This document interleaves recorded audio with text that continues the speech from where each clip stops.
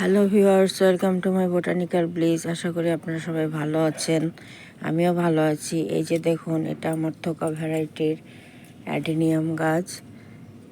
এই গাছের পাতার সৌন্দর্য আছে। এটা সাদা সবুজ প্রিন্টের পাতা।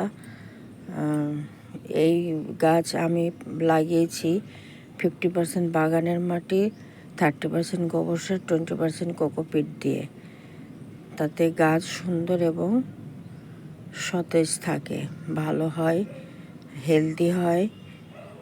আর গোবর সারটা গাছের জন্য খুবই ভালো। আপনারা পারলে গাছে গোবর সার ব্যবহার করবেন।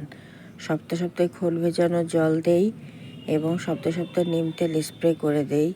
এক সপ্তাহে নিম তেল স্প্রে করলে আরেক সপ্তাহে ফাঙ্গিসাইড স্প্রে করে দেই। এতে গাছে পোকামাকড় লাগে না, পিঁপড়ের আক্রমণ হয় না, গাছ সুন্দর এবং সতেজ থাকে। এই যে দেখুন কতগুলো কুড়ি এসেছে।